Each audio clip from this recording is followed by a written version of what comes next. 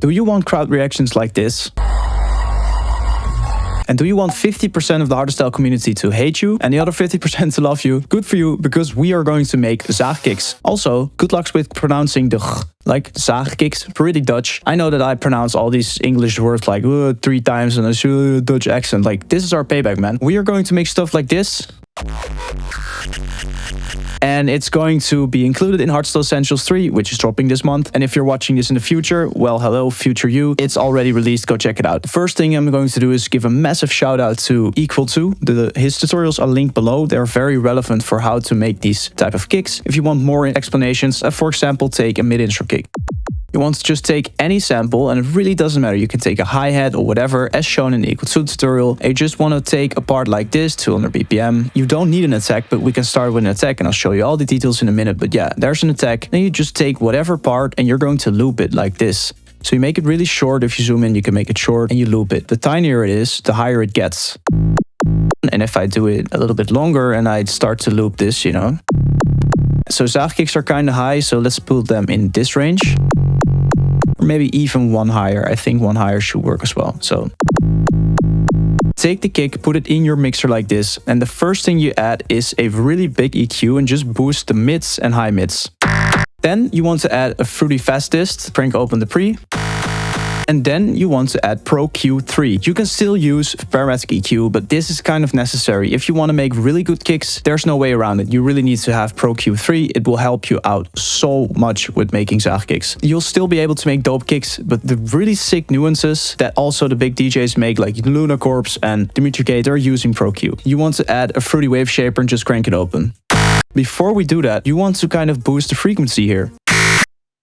And this is just pure noise right now. But the key element here is that we go and take another parametric EQ and we start to find the main bass frequency that's now generated. As you can see, it's this one. And then we add one more band. And there you go.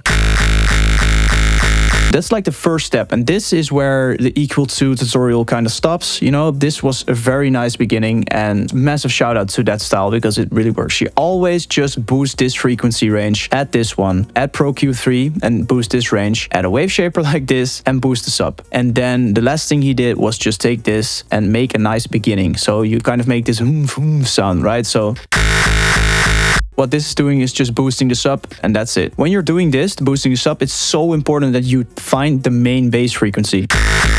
It's this one. Now we've done this, and let's actually get into Zaagkicks. Things you can do is, for example, change the pitch. And this doesn't really change the pitch of this kick, right? You would think that if you change the pitch that you get a different kick. That's not the case. What's happening here is that these waveforms are changing. Just the character changes. But the actual pitch is being determined by how fast these samples are placed next to each other. So it just changes the character and just leaves a little bit of room. Kind of makes the kick different.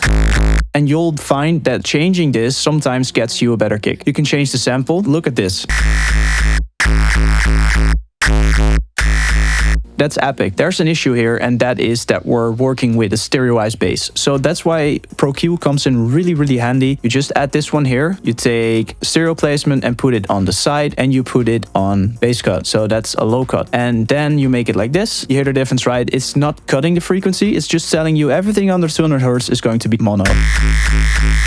It's a big difference. You really need to do this right here. So what you want to do if you don't have Pro Q3, the kick sounds like this, and you want to stereoize this, or you want to make the sub mono, then you go and take Maximus and you go in every band here and you click compressor off, compressor off, compressor off, compressor off, and then you go into the lows and just change the stereo separation.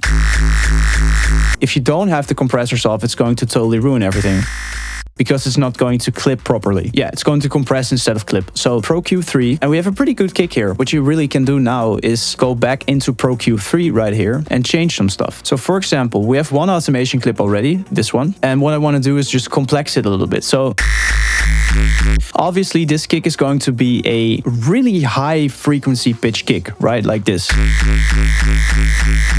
But what we want to do is just maybe introduce some harmonics. Here's the difference. And that's why Pro Q is so powerful. You couldn't do this without Pro Q. So you have this point and you play it.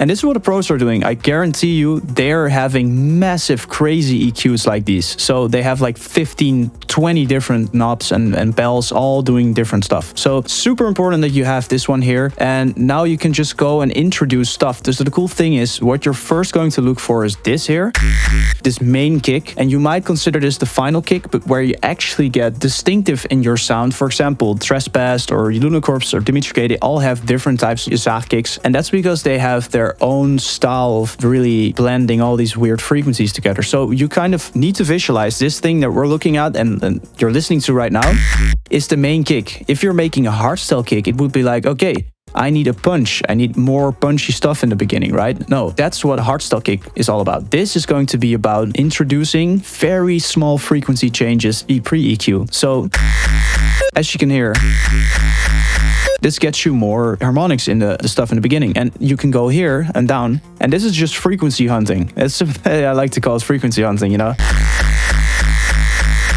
Well, you can see nothing really happens now. So we can go up. That's a nice frequency to boost, maybe. Don't do it too much. The high frequencies are really painful.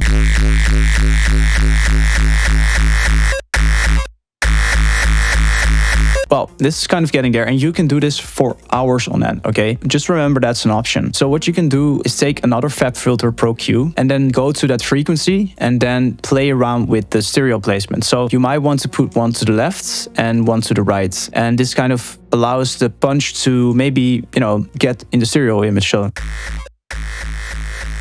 you know what I mean? So you kind of make the frequencies in here. You say like, okay, I want this one and this one and this one. And that really changes the whole Zaagkick. And then you kind of go back and see, okay, I've added this one. We can stereoize this one to that one. And then we can widen up that kick. That's kind of what you're doing here. So we can go back into the kick and now we can change the pitch and see what happens. So you can create more space between this and you get different kicks, but you can also use this. And sometimes you find stuff that works better. In this case, this is pretty cool, but we just need to boost stuff a little bit more. So you can select everything and go like, that's it. That works really well. Kind of getting there. And then in this final EQ at the back, so kind of you have this one, you don't really touch this one so much. Then you really do touch this one, and then you have the distortion. And in here you can just, it's not really something that changes the kick, it's just the warmth or the tonality, or like it changes the tone of the kick. As you can hear, it doesn't change the kick. It just adds some frequencies where you need them. So you could go and see what happens if we do this. I think this is better.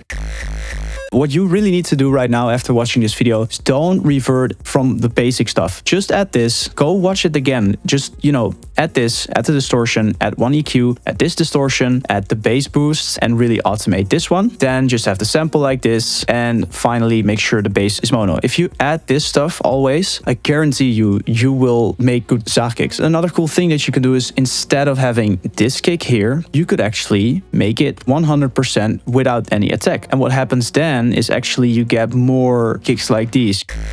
That's more like these very rebellion-ish pure bass, you know. Or you can go back and just boost some stuff. And the cool thing now is that you can go in this EQ, for example, and you really boost one frequency. And this is one thing. If you want to make a punch in your kick, you want to make sure that you automate this. So this is going to change the frequency, and this one should change the gain. So we're going to change the level, like left to right, and we're going to the X and Y, you know, up and down. We're going to change that with these two automations. So it needs to go up in the beginning a lot and then stop playing at the end, because we just want to create a punch, kind of like this. So, and then during that part that it really goes up, so as you can see in the EQ right now, it goes up. We would just want to change the way it actually, you know, moves. Like that. As you can see, that changes the frequency and this changes the up and down. So you want to find a sweet spot for this. So let's take Pro Q and we're going to detach it. And then you want to kind of see this thing, and then we're going to move this one.